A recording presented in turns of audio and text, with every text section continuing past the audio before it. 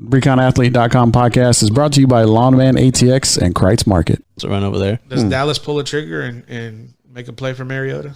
Heck no. You were the one talking about a couple weeks ago. I mean, I was saying that he wasn't as bad as I thought he was, but then he proved me wrong. Yeah, he's bad. So's Dak.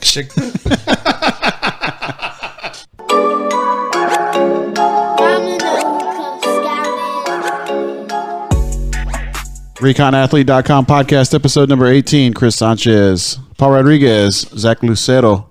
What's going on, Zach? What's up? Paul? Good morning, y'all. Good morning. Hey, Zach. It's the morning. It is early. I mean, it's already Saturday. 11. It's 11 o'clock, man. And that's early for me. You're like a teenager, bro. Do you usually like, so like if you didn't do the podcast on a Saturday morning, what time would you usually? If I didn't set an alarm, I'll sleep till like 1. 1 o'clock? Well, I mean, I'll wake up around the time I go to work, but then I'll just go back to sleep. Roll over. Still? How old are you now? 25. Yeah, I guess I could do that. I probably got good 2-3 more years of that. Yeah. You still growing, man. I think so. I did feel a little taller today. Yeah. You looked it. Maybe just be your hair. Well, my shoes got some heels on them.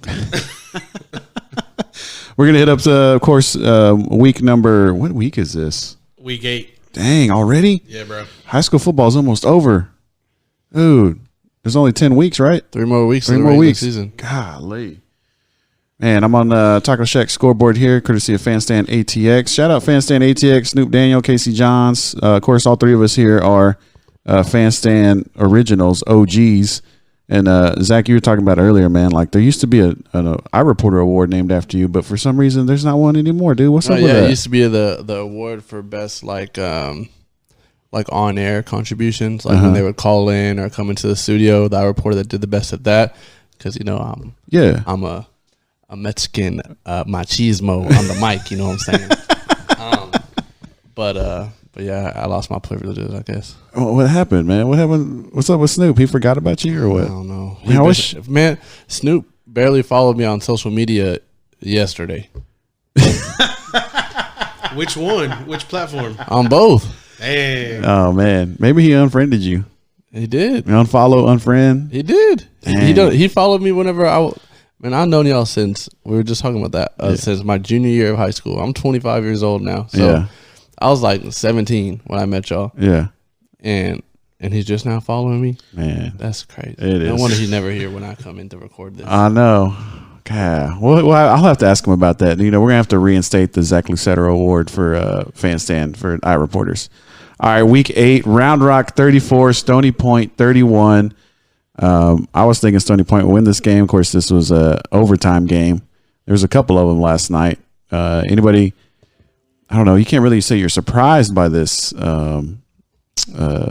result, but maybe a little bit. I don't know. What's the reaction to the 34-31 win over Round Rock over Stony Point? Sorry. I mean, I think I knew it was going to be a close game. I mean, overtime is about I think how evenly matched both of these teams are. Mm-hmm. I think I want to say Stony Point is probably the better team, but I think Round Rock has the better pieces. I mean, just the athletes they have, I think are probably some of the best in the district. So, and it's hard to contain those guys for 4 quarters, let alone 5. So, this win doesn't surprise me a lot, but I do think it's a good win for Round Rock, and I don't think a lot of times I'll look at these matchups for like really high profile teams that Brandon Griffith's going to play down the line, and I'll say this matchup is going to tell me a lot about Stony Point, and I don't think this necessarily did. I think it just shows us that Stony Point is as good as we thought they were. Yeah, they really are. I mean, Kendall Thomas still getting done what he needs to get done. 29 carries, 168 yards, 3 touchdowns on the ground, and he also added a touchdown pass. So kid can do everything, man. I mean, that touchdown pass was actually late in the game. It was a 54-yard pass, and it's what actually helped get Stony Point back up even with Round Rock. So, I mean, Kyle Overton didn't have to really pass a whole lot. He was 3 for 8, had 14 yards, but everything was done on the ground for Stony Point. And for Round Rock, Seth Ford, 232, had a touchdown, ran in that touchdown to win the game for the Dragons. So Seth Ford has kind of turned into the leader that Round Rock's really been looking for, I think. I mean, I know they had Ryan O'Keefe last year, but I think O'Keefe was kind of like he was playing. He wasn't really built for that quarterback position. I feel like Seth there Ford, out of necessity. right? And I feel like Seth Ford is like built for this, and I don't want to say built for tough, but I'm going to. Seth Ford is built for this quarterback position to play at Round Rock High. If you could have both of them on the field last year, that they would have been unstoppable. Yeah. Ford to get at us. But no, with Round Rock, I think that loss last week with Vandergrift kind of maybe gave them a little bit more confidence than they probably thought they had before. But it definitely showed up here against Stony Point, and all the more allure is going to be put on Stony Point Vandergrift at the end of the year. So shout out to the Dragons. I'm pretty sure they were looking for some redemption after last week. Yeah, Vista RIdge 49, Cedar Ridge 42, battled the Ridges. I did like Vista RIdge in this game. All of a sudden Cedar Ridge is 2-3, kind of on the outside looking in. When we were talking at the beginning of the season, a lot of people thought Cedar Ridge was one of the favorites along with Vandergrift to win this district. Now they're on the edge of possibly not even making the playoffs. But Vista RIdge 49-42 win, and this was another Hail Mary pass from Kyle Brown to Bowerman. I mean, they did the same thing that against Westwood at the end of the first half. Pretty much the same play. They were like 40 yards out, throw it into the back of the end zone, and see what Vista RIdge Ranger can come up with the ball. And it's exactly what happened. And they were talking like they practice that play every Wednesday. That is not something that just came out of nowhere. This is something that they practice, and it's worked twice for them this season. And both times, one game it completely changed the direction of the game. The other one it won. So Vista RIdge 49, Cedar Ridge 42. I think it's just a shout out to the coaching staff for Vista RIdge to have that understanding that all these teams are so tight outside of Vista RIdge, and to have something up their sleeves that they know that they can probably convert. But having it work twice in the year on crucial plays, because this game could have very well went to overtime, and maybe Cedar Ridge's athletic ability gets them the W in overtime. But man, to have that late touchdown with time running out for the W, shout out to Vista RIdge and their coaching staff and the execution of the players. Yeah. So right now, looking at ReconAthlete.com district standings. Yeah, it is Cedar Ridge on the outside looking in right now. Before I move on, though, Zach, your reaction to Vista and Cedar? Yeah, I actually just texted you asking if you could look up the Cedar Ridge stats, but you got on your phone and looked at the wrong thing. I looked at the wrong thing. My bad, bro. But well, you could just tell me. Yeah, but we got the mics on. I don't want to I don't want to interrupt Paul's analysis of the game because we. All right, I got it right. I got it right now. How did Deuce Vaughn do? Shout out statesman.com. Oh, this is the thing. So this is over 1,000 yards of offense in this game. Combined. Wow. Deuce Vaughn had 21 carries, 154 yards, and a touchdown. That was on the ground. Receiving, he had 7 catches, 121 yards, and 2 touchdowns. And we talked about this last episode when we were kind of previewing this game. And if Deuce Vaughn has a good game, Cedar Ridge is in it. No matter what, no matter how the rest of the team plays, Cedar Ridge will keep themselves in the game. Deuce Vaughn will keep his team in the game if he can perform like this. And that's just a testament to that. Like that's crazy. And for Cedar Ridge to still lose this game, I think Cedar Ridge looked on the outside looking in, and I think is the way they've performed as a team this year. I think Deuce Vaughn would be in if he could, but just his team hasn't really been able to put everything together around him. Yeah, and I mean that's the thing. Like I look at these stats on Statesman.com. Jalen Brown, 14 of 17 passing, a touchdown. It's quarterback for Cedar Ridge. Jack Turner, 4 of 5, 2 touchdowns. He had 85 yards. Jalen Brown had 9 carries for 34 yards and a touchdown. I mean, they gave the ball, Cedar Ridge did, to Jalen Brown, Josh Nazir, Jack Turner had a couple of runs, Joseph Captain. I mean, there's so much offense on this Cedar Ridge.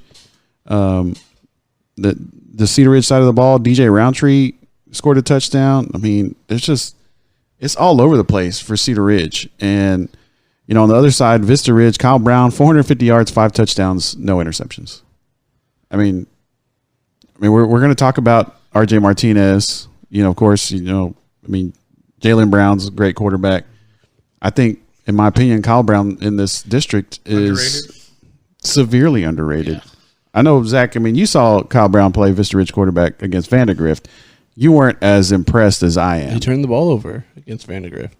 Well, but that's Vandegrift. Yeah, but still, I mean, we might as well just go ahead and talk about it now. RJ Martinez didn't turn the ball over. That's true. And I think Vista has way better pieces around him than RJ Martinez does at Westwood. That's fair enough. I think that's all around. I'm talking defense. I'm talking offensive weapons. I'm talking offensive line. But RJ Martinez is just so confident in what he can and can't do that he didn't turn the ball over. So I think looking at there was an updated kind of passing standings in Central Texas, and the Vista RIdge guy was on top, but that was only because Westwood had a bye last week. Yeah. Because you know that RJ Martinez, I mean, that kid is just different. That kid is legit fun, worth the price of admission times 2. Yeah, and Vandegrift with the win, 42-17 last night, and you mentioned it, Zach. That was like one of the first things you said when you walked in today was RJ Martinez is the real deal. Yeah. And what did you call him? Oh, he's the Mexican Manziel, man. I love it, man. We're gonna start calling. I've been on the Ryder Hernandez train, but I mean, watching Ryder Hernandez and watching RJ Martinez is just two different classes of athletes. Yeah. Man. If RJ Martinez was a little bit bigger, maybe a little bit thicker, that kid could make some moves at the next level. And he's a junior. He's got another year. I mean, he's got another year. I mean, he's going to have another offseason with Coach Anthony Wood at Westwood. Everybody knows how a great quarterback coach that Anthony Wood is. We were talking about this on the broadcast last night. Man, Coach Wood is such a good coach. Honestly, he really is. The way, I mean, for covering high school sports as long as you and I have, Chris, it's just to see the different offenses that he has put into place depending on who his quarterback is. Mm-hmm. The offense that they ran before they had RJ Martinez, completely different. The RJ that they had, the offense they had when they had Bear Fenimore, completely different than what RJ Martinez is doing.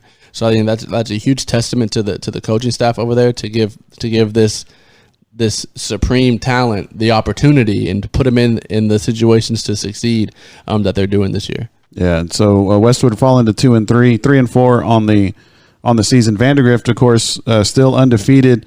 And we talk about my Westwood Warriors here, Zach, but what did you see out of Vandegrift last night?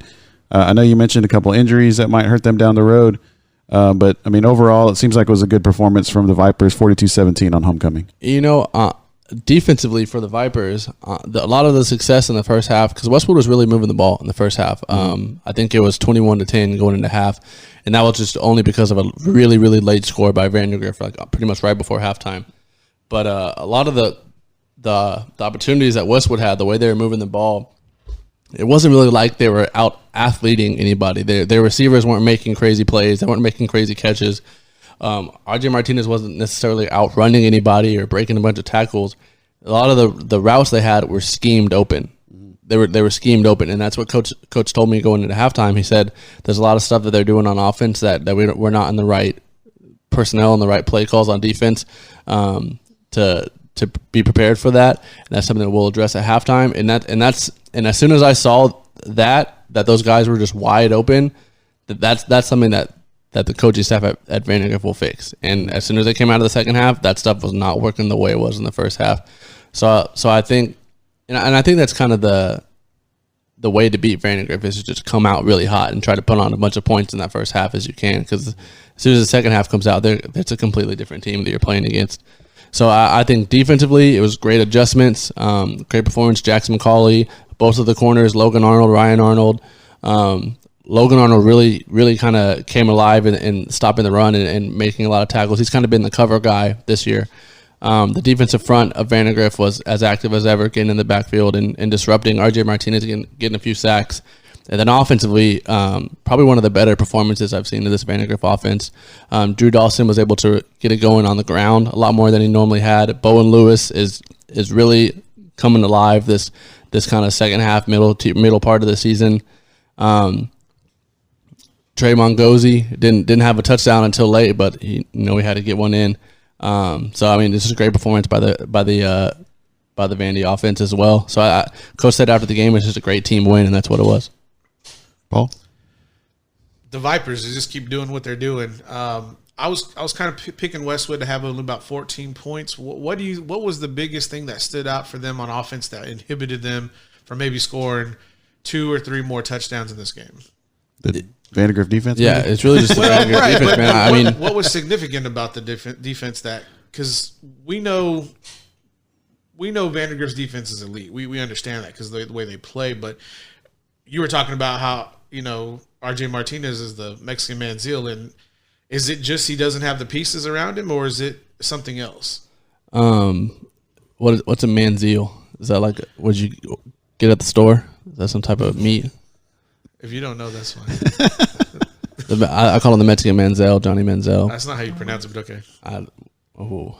But that's for another segment. But I just think Westwood was moving the ball. RJ Martinez was completing a lot of passes. The only chunk plays they had was for him staying alive in the pocket and staying alive, keeping the play alive for as long as he could until someone kind of came open downfield. But a lot of the first half when they were moving the ball, they ran a lot of inside screens, a lot of inside routes, and it would be so wide open that they'd make the catch and still have 3 or 4 yards to run after the catch. In the second half, if they completed the pass, they were tackled immediately. So they weren't moving the ball the way they were in the first half. They were completing passes, but they weren't going anywhere. And as soon as they would get into 3rd and longs and because of some penalties, and whenever they have to get more than their little passes were getting them, it just wasn't something that they could convert. So they didn't turn the ball over, but they just didn't move the ball as efficiently as you would like to see them to.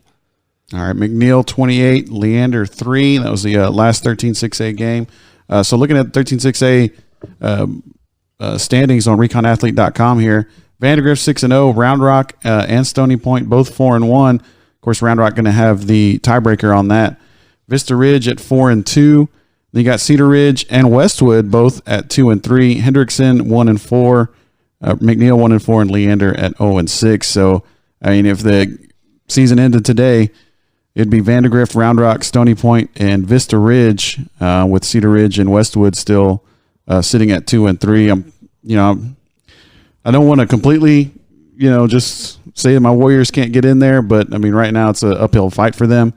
I think right now it's going to be, Cedar Ridge and Vista Ridge fighting for that 4th spot, but it's Vista Ridge really has their fate in their own hands. They have the tiebreaker over Cedar Ridge now, and I just can't fathom that a team like Cedar Ridge or even Hendrickson, or Westwood aren't going to be able to go to the playoffs because of the how stacked this 13-6A district is. I mean, we got to break this thing up in February, fellas. I mean, geez. All right, last night, Conley and Manor. Manor 50, Conley 35. This is 11-5A Division 1. Georgetown 35, Pflugerville 12.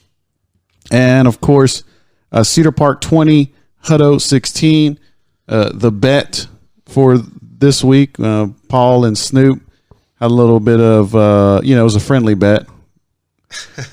Yes. But very friendly. Very, very friendly. Cedar Park getting the win last time. Paul, you were at the game. Let's hear it.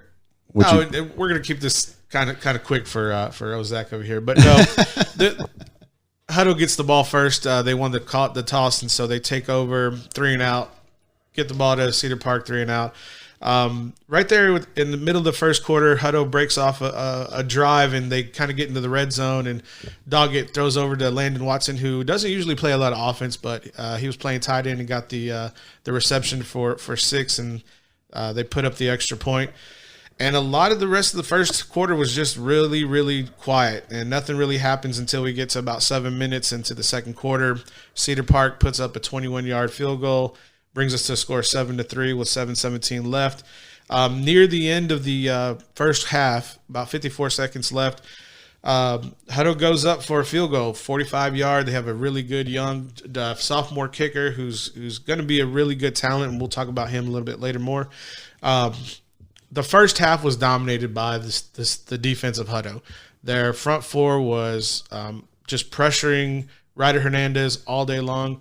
But Ryder Hernandez has this just instinct. He just knows when pressure's coming and is able to escape the pocket. What they were trying to do was basically bracket him all night and trying to put a spy on him early. And he was able to get corralled, and they would give him maybe 2 or 3 yards. No, the running game for Cedar Park was just non-existent the whole game. So that was just something that was attributed to the defense in the front four of Hutto. The second half was a different story. Cedar Park comes out, takes the ball, and they just break a huge run off the left side to put them into scoring position. Right there, Hutto gets off about 10 minutes and 12 seconds left in the third. They just get stuffed. They get stymied by that Hutto defense. Have to kick a field goal. It's 10-13 with about 10 minutes left in the third quarter rather. Cedar Park, his defense is taking over now. Ben Bell is him and Lavelle. I can't think of his last name right now. Linebacker for Cedar Park, basically just shutting down anything that Grayson Doggett is having working. Grayson Doggett was trying to make an adjustment in the second half to maybe run the ball a little bit more, which I think that's something that Drew Dawson was doing very well against Cedar Park in the first game of the year against against Cedar Park with Vandegrift quarterback. And the game it's nothing. There's a lot of flags in the second half, a lot of just unnecessary penalties. False starts were everywhere. Hutto couldn't get set. Cedar Park couldn't get set, and so the game was just slowed. There was no rhythm, basically because there was no offensive run game for either side. Cedar Park, they just couldn't move the ball because of their offensive line was just ineffective, and Hutto's offensive line is their biggest weakness. They have Makai Kimball wasn't in the game, so they really just couldn't move the ball at all. Doggett, if he did, he got maybe 5 at most. Every time it was a stop in the backfield or he was getting 2 or 3 yards. We get close to the fourth quarter. Hutto takes a really good drive down the field, but they get stopped again. It's 16-13 now. But in the fourth quarter, Ryder Hernandez is just taking the game over. He has a big, huge chunk play. They get down to the goal line. It's near the fourth quarter. They get a penalty. What's up? Nothing. They get a penalty, and they get backed up 10 yards for holding. They were on the 5, so it's 15 yards out. It's 3rd and goal, and Ryder Hernandez breaks the contain. He's running up the middle of the field, and for Hutto, their star linebacker, Brock Bueno, is out with the knee injury. If Brock Bueno is in the game, Ryder Hernandez is stopped at the 7 or 8 yard line, and is going to force the field goal. 7 points, Ryder Hernandez, touchdown with 1:38 left to go. Hutto gets the ball, goes 3 and out. Game is over. Snupe wins the bet. But shout out to Ryder Hernandez. Without him, Cedar Park will lose this game. But they did have him, and they won last night. And, Zach, you were right. That defensive line for Cedar Park is on another level. Ben Bell basically disrupted the second half for Hutto and anything they try to do with their running game, with their screen game, and put Doggett in check and didn't allow any movement or any touchdowns in the second half. Yeah, and I think that they don't have like the big time names that Hutto has, but they're mean, right? And they're just good. Like they're just good at football. Like they're not the freak athletes. They do have some size. They do have some size up front. So it's not like you can say they don't have the size, but they're just very well coached. They're where they need to be. They put the pressure the way that the coach wants the pressure to be applied. They're just an overall good unit. They're not just big names. They're a good overall unit. And like you said, I think Ryder Hernandez is just a difference maker for that team. All right, go ahead. No, what I was going to say was I was watching the highlights when Cedar Park played Vandegrift week 1, and the offensive line for Vandegrift, I think, is a little underrated. I don't think they get enough attention because with that offensive line that I saw for Cedar Park and for the limited amount of points that Vandegrift put up, I can understand why it was kind of limited. But, geez, man, just shout out to Vandegrift's line just by watching last night how difficult Hutto's had a hand with that Ben Bell-led defensive line. All right, so once again, 11-5A Division I games last night. Rouse was on a bye. Manor with the win, 50-35 over Conley. Georgetown 35, Pflugerville 12, and Cedar Park 20, Hutto 16. Looking at the District standings, 11-5A Division 1 on ReconAthlete.com. Cedar Park, Manor, Hutto, Georgetown. Manor has to play Georgetown, Hutto, Cedar Park still. They're sitting at 3-0. I mean, that's kind of murderer's row for them. But I think right now Manor has wins over Pflugerville, Conley, and Rouse. Pretty much in. I mean, you're in if you're the Mustangs. You do want to win, these games. Georgetown, Hutto, and Cedar Park. It's going to be tough. I think your best chance is against Georgetown next week. But if you're Manor, you want to keep that momentum going once you get into the playoffs. And I don't see a way for. Georgetown, they're going to win their last few games. I think. Let's see if I look at their schedule here. They've got Manor next week, and then they end it with 2 Thursday night games. They got Rouse and Conley. Pretty much, they win one of those 2 games, and they're into the playoffs. After watching Hutto's offensive line last night, I'm really going to be curious with that matchup against Manor because their strength is their defensive line.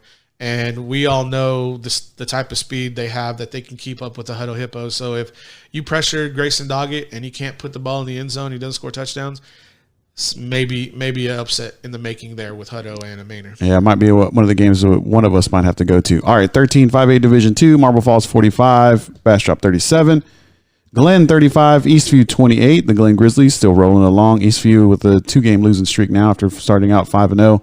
Brenham 21, Elgin 0, and Weiss 17, Cedar Creek 16. That was pretty much the game of the night, and I actually made some notes on how this one ended because it was pretty wild. It was even – I know the Vista Ridge one was pretty wild too, but for the Weiss Wolves last night, they kick a field goal, or Oscar Jaramillo kicks a field goal with 3 minutes, 22 seconds left, a 40-yarder. They go up 17-14. They get the ball the next time the Weiss gets the ball, they have it, pretty close to their own goal line, so they take a safety. So it's 17-16. Cedar Creek drives it down to Weiss's 2-yard line. Weiss gets a interception at the 2-yard line. Amazing. And then Tavian Cord, the Weiss quarterback, tries to do a little quarterback sneak, and it depends on which sideline you ask. Uh-huh. But the referees say that he got out of the end zone. Of course, Cedar Creek coaches didn't think he got out, so this is something that they're going to have to look at. The game's over. I mean, we know what the final score was. 17-16, Weiss wins, but that was a very controversial call on whether or not Tavian Cord got out of the end zone because that's a game-winning safety potentially. Yeah, and. When was the last time that a game was won off of 2 safeties in a row? I don't know if that's ever happened. I don't know. I mean, it's got to have happened somewhere, but Weiss still gets the win and still undefeated in 13-5A Division 2. And the only other team that's undefeated in that district is Brenham, sitting at 4-0. Glen at 3-1. Eastview at 2-2, and then you got Cedar Creek, Elgin, and Marble Falls all at 1-3, and Bastrop at 0-4. So we got Brenham, Weiss, Glen, and Eastview, and I don't know if Cedar Creek has enough to get back into this one. No, I just shout out to the second-year programs near the top of the district and Weiss on top. Congratulations to the early success that they're having in 13-5A Division 2, but I thought Bastrop was going to show a little bit more after what I saw when they played Conley a few weeks ago, but Bastrop Bears, hopefully they can try to save the district and get a little pride out there at the end of the year.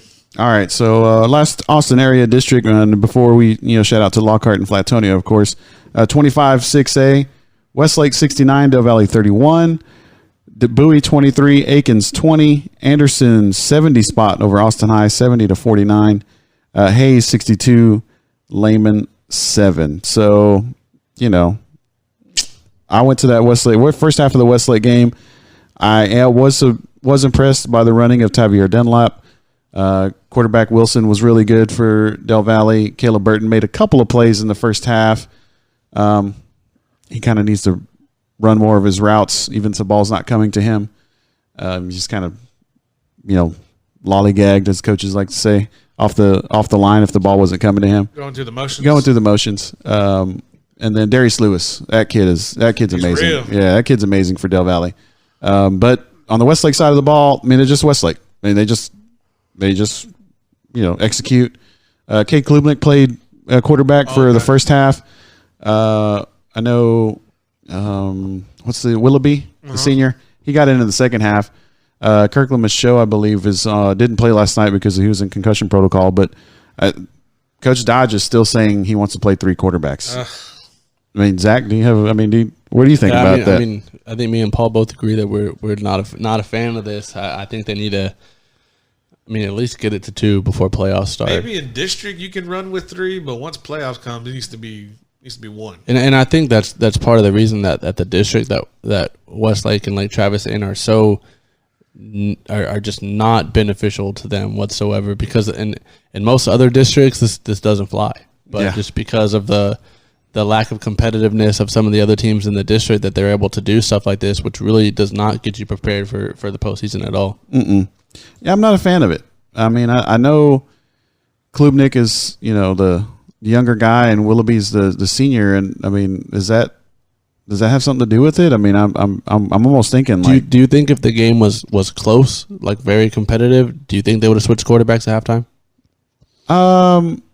Maybe, but I thought Klubnik did a good job in the first half. I mean, he was a little shaky at first. I mean, he is a kid; he's a sophomore, but I mean, he can run, he can throw the ball, he can throw it on the dime too. And they got a shout out to Jaden Greathouse, I think he's a freshman.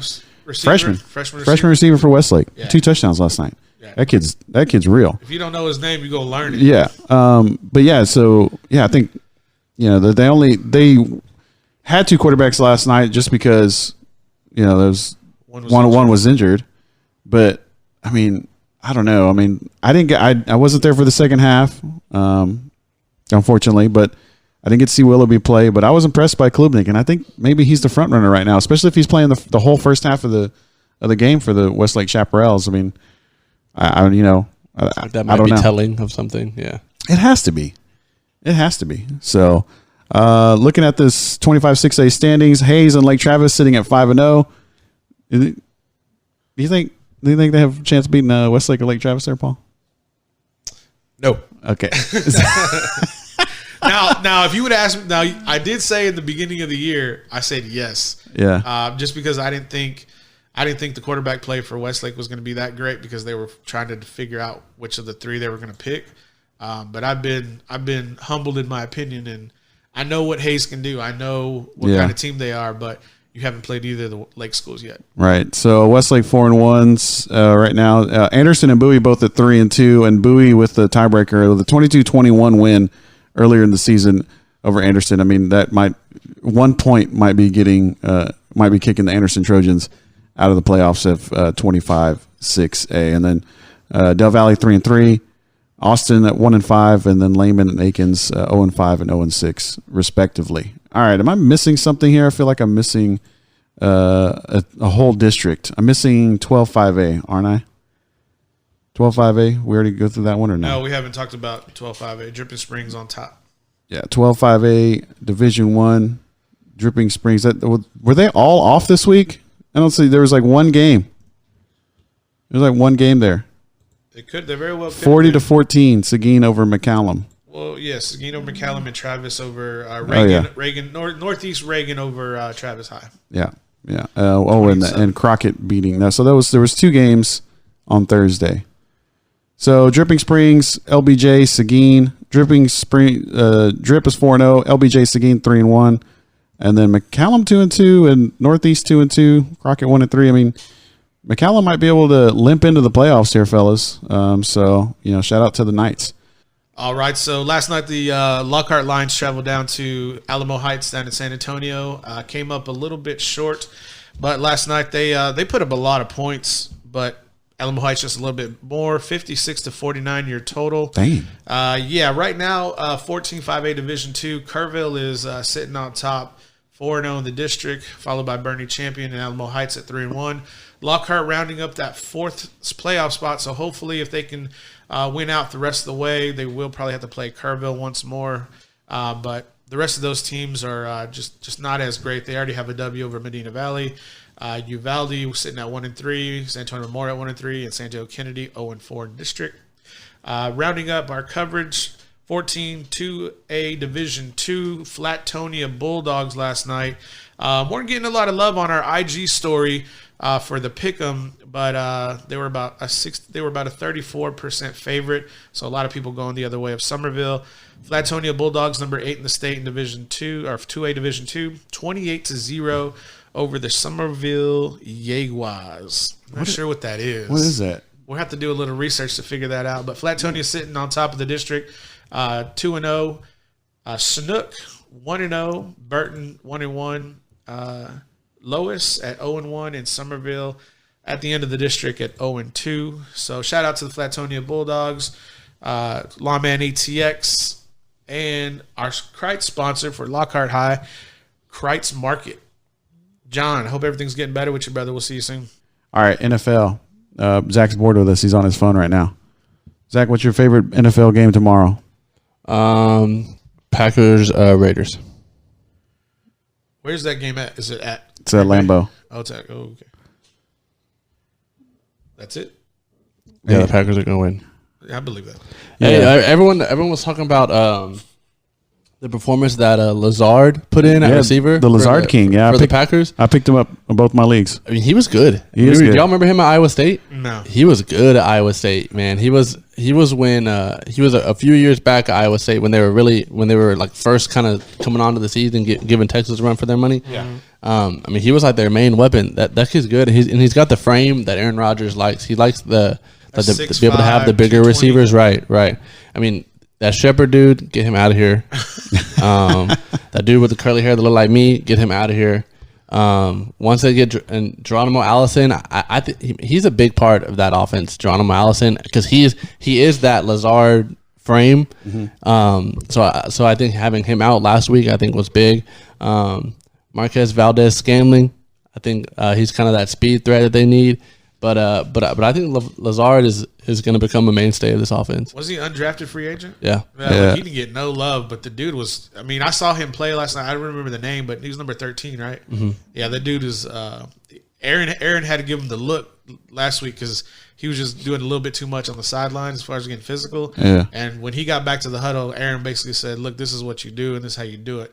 I know you're playing physical, but." That stuff don't fly. Well, and I think you're completely right, Zach. I mean, I think Aaron Rodgers is a big fan of his. I mean, when you have Aaron Rodgers give you your nickname of Lazard King, then if the quarterback's giving you a nickname, then the quarterback's going to throw you the football. Exactly. And it's not, and the nickname's not like Water Boy, right? Towel guy or something like that. Yeah, so like.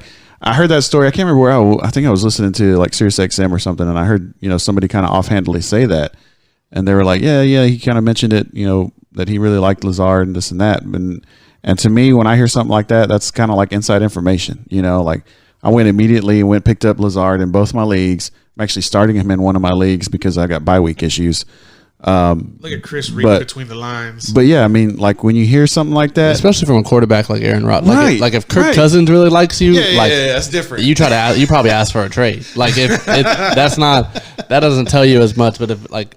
You see it all the time with Tom Brady. Like Tom Brady will just turn these receivers into stars just because he likes them. Right. Like the Hogan guy. He was Tom Brady's guy for a little bit, and he earned that guy some money. Mm-hmm. For real. So I mean, if quarterbacks like these are a fan of yours, then you just take the opportunity and run with it. I mean, and I think because he made a couple of really good catches. And I didn't. I was watching the Packers game last week, and I think. And they throw so many of those like back shoulder fades and stuff like that. Yes, catches that are hard for these receivers to make. So yeah, I mean it's hard to just put in any random guy off the practice squad or off the fifth string that's not getting the reps and have him succeed because they do ask a lot of these receivers, and that's why Devontae Adams is I think is so good because Aaron Rodgers really likes him. Mm-hmm. I don't think Devontae Adams is like a top talent.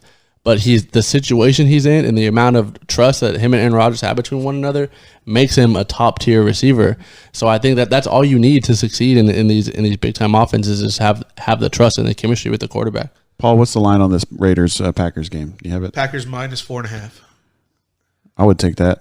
Oh yeah, easy. Yeah, that's I think the Raiders are sneaky good though. I think Derek Carr is. I would want to be a receiver that's liked by Derek Carr. I'll take that. They're just too inconsistent. That's and my I biggest think hang up on him. Josh Jacobs, I think is turned into a real deal at running back. Paul, do you off the top of your head that top receiver for the Raiders, Williams? Tyrell Williams? Yeah, I think he's out this week. Yeah, I think he is. And I Yes, think he is- that's big for he the is offense. They don't have a Lazard over there. I agree with They that. got Hunter Renfrow. Great possession receiver, but he's not going to do anything over the middle because he's going to get whacked with that 5'9" frame. That's true. I mean, but it is an opportunity for a kid like You Renfrow. probably Sure. do your taxes. Yo, he's got a baddie, though. Have you seen his wife? Yeah. What? He's got a baddie. Oh, His wife's bad. I didn't. Well, he went to Clemson. Bruh, for real. Clemson. Clemp. Went to Clemson. Clemson. He was a star How you over say, there. how at you say Clemson. that, Zach? It's Clemson. With the what was that letter in there? What's that silent letter? No, it's- CLEM. It's invisible. It's invisible. Clemson. Oh, yeah. Clemp. All right, Dolphins and Bills tomorrow. Bills should take care of the Dolphins. If you have any, I'm starting Josh Allen in one of my leagues. oh heck yeah! If you have any Bills on your team, maybe, I got Frank Gore on my team somewhere. I mean, I might end up starting that dude. Yeah, Josh Allen projected 20.1 point fantasy points. I mean, Devin Singletary's coming back for the Bills. He's been injured, and I got my uncle. Shout out my uncle Walter. He always texts me like fantasy. He was like, "Hey, should I start Devin Singletary or Melvin Gordon?" I was like, "Singletary. He's playing the Dolphins." Jaguars and Bungles tomorrow. I heard Nick Foles is going to be playing or going to be practicing next week. You think Minshew? You think he takes back his job from Minshew? I don't know. He might. I think he might. take I mean, it back. Listen, Jacksonville's just because they're they only paid him. 500. Hold on. They paid him. Right, You know how in the NFL is. If they pay you, Yeah. Right, you'll he's start no matter what. Yeah. But you know what? The dude's glass too, so he's just gonna give it right back to Minshew. And if anything, Minshew just earned him some money, man. Like, Bro, Minshew's making him like, Yeah. yo, Dallas. I don't know about do you- all that. whoa, okay. I don't know about all that. Do you think Dallas is That any charisma. better right now if they swap Gardner Minshew and Dak Prescott No. right now? The I don't. charisma, the sale, the marketing potential. I mean, yeah. I mean, if you're looking at like Jerry Jones, and yeah, maybe you can win. Maybe you can sell some more jerseys. But I mean, not as far as talent, I don't know. He's just What's the he's not. difference? He's What's not the gonna. difference? He's not gonna get you to the. We need to like the Cowboys. I say always. I don't like when people say we because like it's like. And Did you I play hate the that. game? Yeah, it's like we need this and we need that, or y'all did this. Like, I'm not on the team. The Cowboys need an elite quarterback. Agreed. Okay, I mean you need Cam Newton. no, you need an elite quarterback these Wow. days to win a Super Bowl. I mean, like I feel like gone are the days of the elite defenses winning you a Super Bowl. You know, like it's almost like It you. just happened a few years ago in Denver. How on are you as a Denver. Cowboy fan, Paul? I mean, didn't they have You Peyton just blew Manning? your nose right in the mic. Didn't they? Didn't they have turned it Peyton? off. Didn't they have Peyton Manning when they won though? Peyton Manning, who couldn't throw the ball more than 25 yards. Yeah, but he was still Peyton Manning. Okay, then how come you say no to Cam Newton? I mean, He's still Cam Newton. I mean, If he's a That's fully not- if he's that's a not fully healthy difference. Cam It wasn't Newton, a fully healthy Peyton Manning. my point is that if it's a fully healthy Cam Newton, that he plays like Superman. This dude hasn't been healthy in 6 years. But how much of a Cowboys fan are you? Are you a Cowboys fan? I like the Cowboys. I root for them. But do you I'm think? not Would you say emotional Chris about it. is the biggest Cowboy fan of the Recon podcast? Yes, probably yeah. Okay, so how does it get better? Who do the Cowboys get? You get rid of your coach. You get rid of Jason Garrett. What quarterback wise? Quarterback wise, Do you think it's a draft, or you think they have to trade? yeah? for somebody? I think it's a draft thing. I agree with that. I think you have to draft somebody. I don't know if you can pick somebody up or So it'll have to be trade somebody. because there's no way they're picking in the lottery. So it's got to be somebody The drafted lottery, late. You know what I mean? They're Yeah, early I mean- picks. like the top 10, Right. Yeah, Okay. So I mean, they got to have to find somebody like a diamond in the rough type thing. I mean they haven't. Maybe they'll get Sam Ellinger next year. I mean, where'd you get Dak Prescott? 4th round. Right. Right, and then it didn't work out. It didn't work out. So he's not. So- you're not getting an elite quarterback. So in the you're. fourth round. So I know exactly. So, but when was the last time that you saw the Cowboys draft a quarterback in the first round? In 1989, I with mean, Troy Aikman. right. So what are they waiting on? I mean, like, I realize. Oh, we need. Their defense. They've been going defense. They've been going offensive line, Right. and the defense is still not good. Offensive line is. They're hurt right now. They're decent, but they're hurt. So I'll give the offensive line, some credit. But at what point, do you say, hey, we really need a quarterback? let's do a lot of research and see if we can get one in the first or second round. I mean, I understand it's like, it depends on the depth of the draft every year. There's a huge depth coming in this 2020 draft. That's what I'm saying, man. I mean, you got to get it in the draft. And you can you don't have to pick in the top 10. You can get a Jacob Eason. You can trade up to the top 15 and get a solid quarterback. Yeah, and you can't, and that's the thing. Like, you can't, just depend on Dak Prescott anymore. I mean, I'm sorry. I mean, like, you cannot. This. You have to make a move at some point. If they're not drafting Sam Ehlinger next year, they're gonna wait. So what's his name? Morris, the quarterback at Highland Park. He's going to old Jerry's school next year, Arkansas. So give him 3 more years after that, and then the Cowboys drafting him number 1 overall. He went to Highland Park, which is Jerry's little school, and he went to Arkansas. Man, that's Jerry's waiting for that. He's gonna make that pick from his. I don't even know if Jerry's gonna be there. He's gonna put that pick in his will. He's gonna put that pick in his will. He is. He's gonna make a recording of himself. Like, okay, if I pass away, this is what I want done in the next 5 drafts. The 2025 draft. Yeah, right. Jaguars Bengals. We went way off of that. Who was Jacksonville is a 4.5 point favorite. I'll take Jacksonville. Vikings at Lions. Minnesota 2.5 point favorite on the road. I could take the Lions with that. I probably could too. Yeah, the way Stafford played last week. Yeah, Rams at Falcons. Man, how big of a favorite are Rams? Rams at Falcons. I am unprepared. Rams at Falcons. Rams, surprisingly, 3-point favorite. That's it. Yes. Jared Goff. If the Falcons win this game, how done are the Rams? Pretty done. Jared Goff isn't as good as everybody thought he was. I think I said earlier that I compared him to Tony Romo. Yeah. Shout out Tony Romo. I love you, bro, but you're not as good as everybody thought you were. Undrafted free agent. I think they're pretty done. I mean, like, they've been saving Gurley. I'm doing the air quotes right now for those of you that are listening. They've been saving Gurley, and I think that's just not how. I honestly don't think. I mean, Malcolm Brown's out at this game, I believe. Yeah. And I just don't think. I mean, I think the Jalen Ramsey trade, I think it's huge, but I don't think that's what they need right now. They didn't get better at the corner spot. No. Well, they did get better at the corner spot, but I mean, with Marcus Peters leaving, you think Jalen Ramsey's a better corner than Marcus Peters? Yeah. Are you okay? Yeah, I think so. But I mean, I just mean that's not. He may be more physical. That's not what's holding back the Rams right now. I mean, you got to, especially if you're a team like the Rams that are supposed to be so offensively minded. Mm-hmm. You're an offensively minded team that doesn't have a good offense. So that doesn't make any sense. So I think they could have used those draft picks to kind of fix up that offense. So I think I don't like that trade, honestly. Interesting, Paul. You seem like you're on the opposite side of that. I agree with Zach's part about the picks could have been used to get better personnel, but I mean, as far as one player getting shipped to Baltimore and one coming in from Jacksonville and Jalen Ramsey, I think the Rams lost twice on this deal, and I think the Ravens got.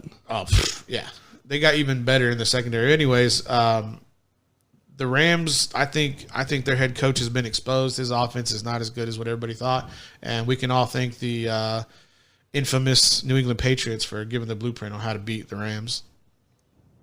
Interesting. So, I mean, you think he's lost his luster? I think he's just lost his surprise element, which everybody has when you first come in, and I mean, you're not sneaking up on anybody, right? Anymore. I mean, with Jared Goff, the first year he was running antiquated offense, and then you have this young hotshot coach come in and he revamps everything, and it's new and it's awesome. And a year later, everybody has tape on him, and here we go. We just figured out how to stop this offense, and that's all it is. That's just how the NFL works. Well, sorry, Sean McVay. Texans at Colts. I'm going to try to guess who the favorite is. Texans. No. Dang. No. My first try, I'm wrong. It's close though. It's Indy 1-point favorite. So it's a toss up. It's probably going to change by tomorrow. Who you liking that one, Zach? I mean, you got to go with the Texans, man. Yeah.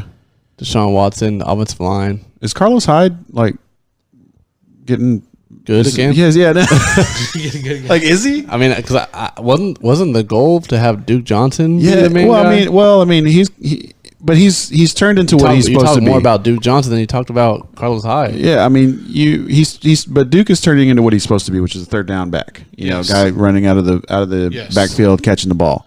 So Carlos Hyde, all of a sudden, is to me the number one running back in Houston, and he's doing a pretty decent job. I mean, 99 carries, 426 yards, and 3 touchdowns. I mean that's not many games. He ain't starting only like past 3 or 4. Right. I mean, Carlos Hyde, maybe just shout out Ohio State. Just putting a shot in the arm of his career here in Houston. Will Fuller, can you catch the ball, please? I appreciate it. Yeah. 49ers That's too long. I know. 49ers at Redskins. I'm going to say that the 49ers are big favorites here. Are they real? I haven't even seen them play. I watched them play last week. I don't think many people have, honestly. I watched them play last week, and their defense. They're Alabama. Their defensive front is sick. Man. Yeah.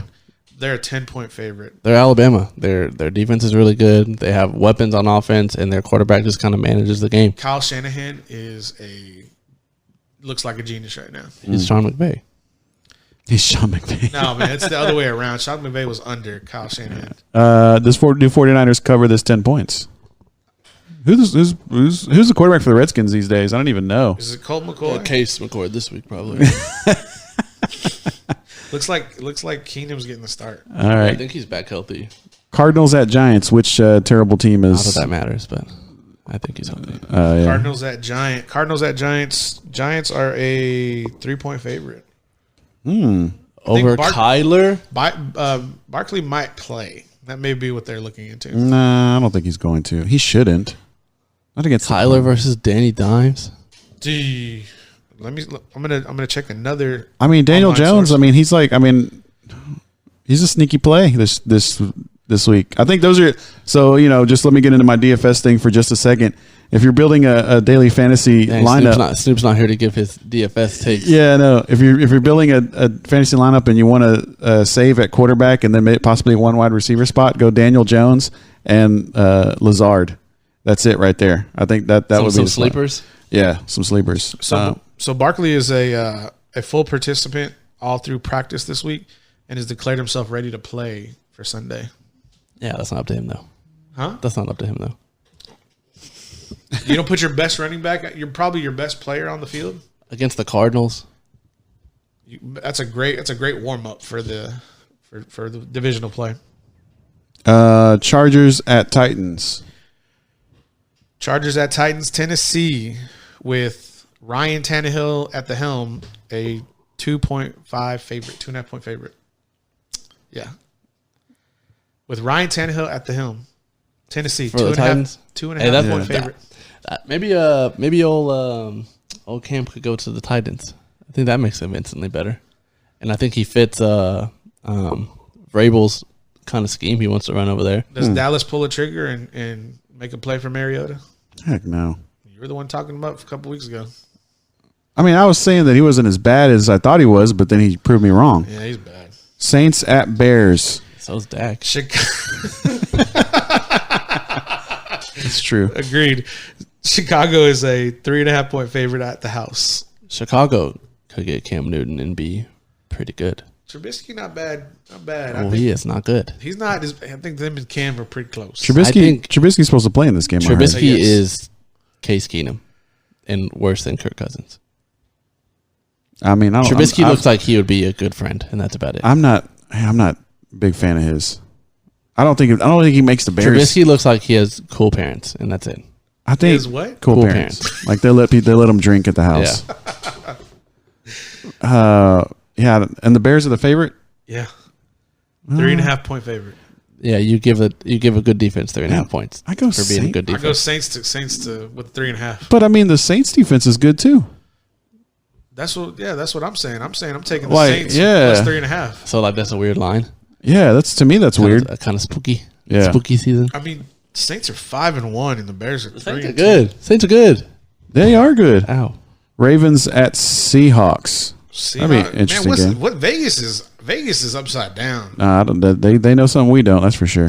Seattle. Too many Vegas bombs. Seattle 3-point favorite. Russell Wilson. You give Russell Wilson MVP this year, and I think it'll it'll be cool to see the addition of Marcus Peters for the Ravens to see if you can tell a difference. That's what I'm saying. Like they got better in the secondary, and you're giving the but the Seahawks are a better team. Their Madden rating is higher than the Ravens. Their tallest receiver is DK Metcalf. That dude's built like a linebacker. I don't even know how he's a receiver. Yeah. Okay. And finally, Sunday night. Well, Monday night, Patriots at Jets. What is that? What's that? We'll do Patriots at Jets first. Monday night. Patriots 10-point favorite. I don't think they cover that. I don't think so either. I think Darnold's showed last week how good he is. I'm taking and they get CJ Mosley back too. That's true. Taking Jets. I'm taking the Jets plus 10. All right, Eagles at Cowboys. What's the line on that? I haven't even looked. Again, Vegas is on another planet. Dallas is a 2.5-point favorite. I mean, this game's always close though. Yeah. Bulletin board material for Dallas from Peterson, the head coach.